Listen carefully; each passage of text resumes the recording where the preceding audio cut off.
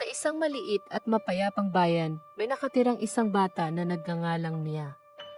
Si Mia ay may kulot na buhok na kasing kulay ng karamelo at malaki, mausisa ang mga mata. Gusto niyang tuklasin ang lumang bahay ng kanyang lola, na puno ng mga nakatagong kayamanan at sikreto. Isang hapon, habang hinahalukay ang maalikabok na atik, nakakita si Mia ng isang luma at kaakit-akit na banga. Ang garapon ay kumikinang sa isang mahina, mahiwagang liwanag at pinalamu siya ng masalimuot na mga pattern. Tuwang-tuwa, ipinakita ni Mia ang garapon sa kanyang lola. Nakangiting alam ng kanyang lola. Ang magical money jar, sabi niya. Ang garapon na ito ay may espesyal na kapangyarihan. Para sa bawat barya na naipon mo dito, ang garapon ay lalago ng mas maraming barya sa paglipas ng panahon. Ito ay isang aral sa pag-ipon at ang magic ng tambalang interes. Sabik na makita ang magic, inilagay ni Mia ang kanyang unang allowance coin sa garapon. Naghintay siya at nanood. Ang mga araw ay naging linggo at isang araw, sa kanyang pagkamangha, nakita niya na ang nag-iisang barya ay dumami sa ilang barya. Ito ay hindi ka panipaniwala. Bulalas ni Mia. Paano ito nangyayari?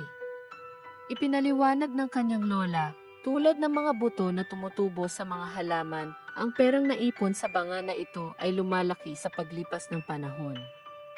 Kung mas marami kang ipon, mas lalago ito.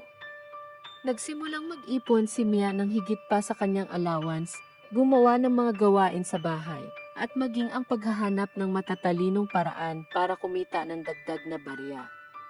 Nagpinta siya ng mga bakod, nagbenta ng limonada, at tumulong sa mga kapitbahay sa kanilang mga hardin. Bawat barya na inilagay niya sa garapon ay tila kumikinang sa pangako. Isang mahiwagang gabi, habang kumikislap ang mga bituin sa itaas, naglagay si Mia ng isa pang barya sa garapon at ibinulong ang kanyang mga kahilingan. Nanaginip siya ng isang treehouse, mga libro, at mga pakikipagsapalaran sa malalayong lupain. Mainit na umilaw ang garapon bilang tugon. Habang patuloy na nag-ipon si Mia, lalong bumigat ang garapon dahil sa mga barya. Isang araw, pinaupo siya ng kanyang lola at sinabing, Mia, natutunan mo na ang mahika ng pag-ipon at pagsasama-sama. Tulad ng banga na ito, kapag tayo ay nag-ipon at namuhunan ng ating pera ng matalino, ito ay lumalaki at tumutulong sa atin na makamit ang ating mga pangarap. Tumango si Mia, naiintindihan ang lesson.